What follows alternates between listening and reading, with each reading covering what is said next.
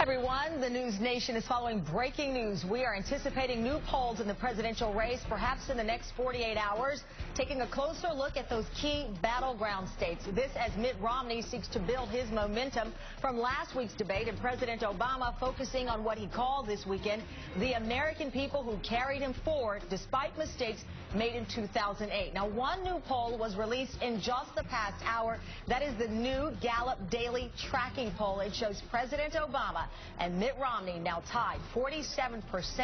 Romney erasing the 5-point lead the president had before the debates. Now, as for the campaigns today, right now, President Obama is about to make modern history. The president is in California, where he'll unveil a national monument in honor of Cesar Chavez, who led the farm worker movement. Now, it will be, by the way, the first national monument since 1800s to honor a Latino. The unveiling of that comes as, of course, the Latino vote heavily skewed toward the president. The issue, though, is enthusiasm. So we know this visit today in California with this national monument is a big one for the president. As for Governor Romney, he took direct aim at President Obama's handling of foreign policy during a speech today at the Virginia Military Institute. It, by the way, if you're counting, the 10th foreign policy speech of Romney's campaign. When we look at the Middle East today, with Iran closer than ever to nuclear weapons capability, with the conflict in Syria threatening to destabilize the region, and with violent extremists on the march, and with an American ambassador and 3 others dead, likely at the hands of al-Qaeda affiliates, it's clear that the risk of conflict in the region is higher now than when the president took office. I know the president hopes for a safer, freer, and more prosperous Middle East allied with us. I share this hope. But hope is not a strategy. Let me bring in our News Nation political panel. Democratic strategist Chris Kofinas, nationally syndicated radio talk show host and MSNBC contributor Michael Smerconish, Jonathan Colegio, communications director for American Crossroads, the Republican super PAC co-founded by Karl Rove, and Bobby Ghosh, deputy international editor for Time magazine. Jonathan Colegio, let me start off with you. We've heard Governor Romney's speech. We saw excerpts before the speech. The hope line is the one that's being replayed so much. But what is the major failure of the Obama administration that Republicans and Romney are referring to? Well, I think he's talking about what just happened in this fiasco in Libya. I mean, I think that the president, Governor Romney, last week had a very, very good week talking about the economy. They want to define what's going to be talked about this week, specifically on the foreign policy front. The House Oversight Committee is going to have a hearing about what went on in Libya in the security side leading up to that attack on that consulate there.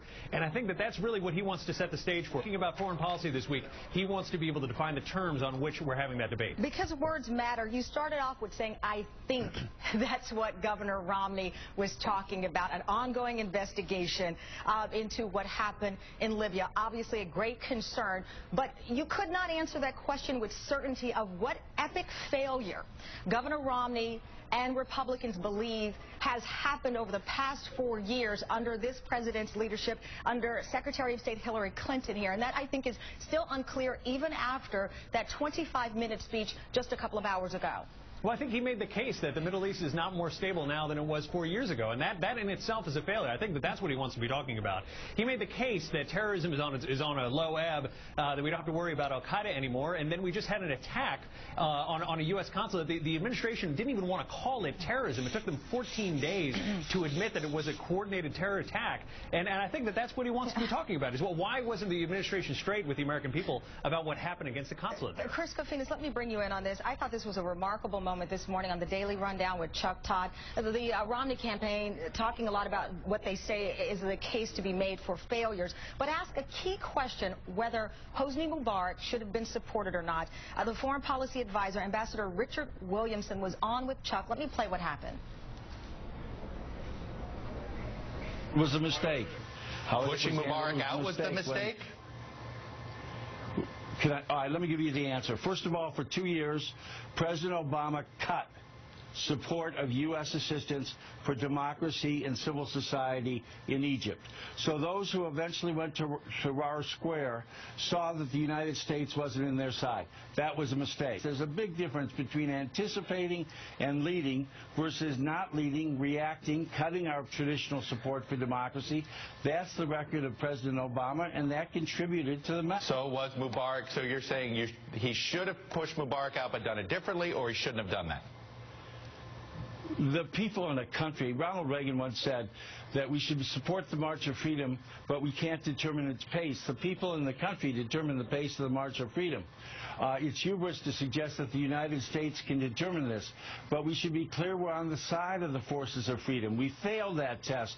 So is it hubris then to make an assertion but no answer? Because that is essentially what seemed to have happened in that exchange with Chuck Todd, Chris. Well, if anyone ever doubts that, foreign policy and who advises candidates doesn't matter, all they have to do is watch that interview.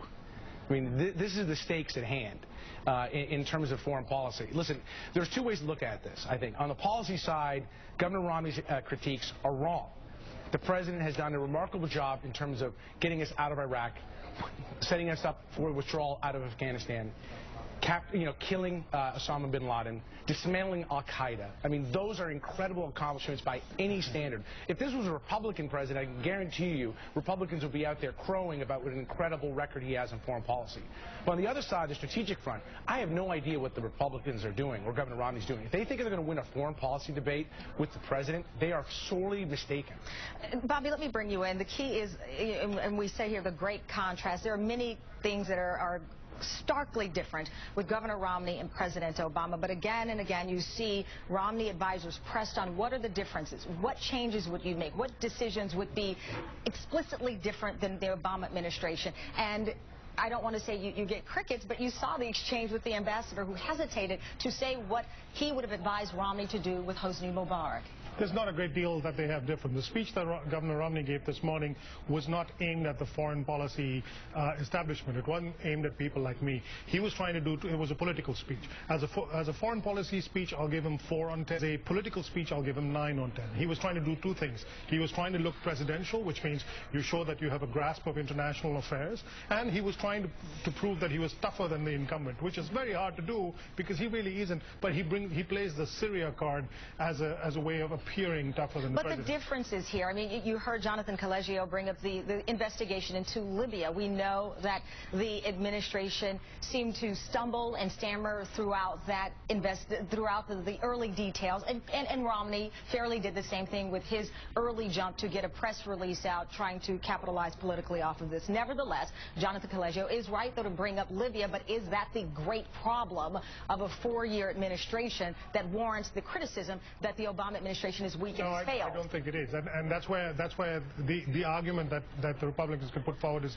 a very, very weak one. The headline out of the speech today, the headline in the papers tomorrow will be Syria, because that's the only place where there's a little bit of daylight between, substantively. But is there? Because Andrew Mitchell made the point earlier today, we don't know what is happening covertly to help the Syrian rebels.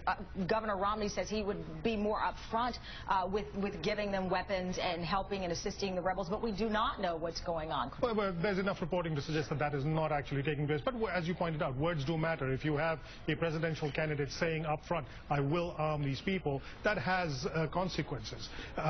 Some of those are very dangerous consequences. Yes. And so perhaps by promising it this early without being fully appraised of all the facts, you could argue that is a dangerous thing to do. But that's the only place where he has got any real difference with the Obama foreign policy. And I'm going to get Michael Sircona to him. Jonathan, do you dispute what Bobby Ghoshal said, that the Syria issue is the only thing that Governor Romney differs from the president foreign policy-wise? Do you dispute that? And if you do, I need to know some facts here. Don't say you dispute it. No, but I think that there is a difference in tone. There is a difference in the approach to the case. When you bring up Hosni Mubarak, it was difficult to determine what exactly American foreign policy was as those demonstrations were happening in Cairo. Talk? Does tone translate to tough talk? Is that what you mean the difference is? Someone getting behind a podium and asserting with a sword in hand? I mean, what do you mean by tone? We're talking about foreign policy. Well, no, yeah, but that tone is a form of it's a part and parcel of foreign policy. I mean, if the demonstrators in Egypt, in Tahrir Square, thought that we were not going to be on the side of Mubarak or on one side or the other, it's going to have a dramatic impact on what's going on the ground there. And I think that that's what Governor Romney is talking about. There is an importance in the tone and in the tone of leadership that you bring to the table in foreign policy. I think Chris's face and Bobby's says it all regarding what they think of what you just said. But let me give Michael in on this one. Michael, you know, you have a lot of people who are seeing the daily Gallup tracking poll. There's a close there. They will blame the media for continuing to talk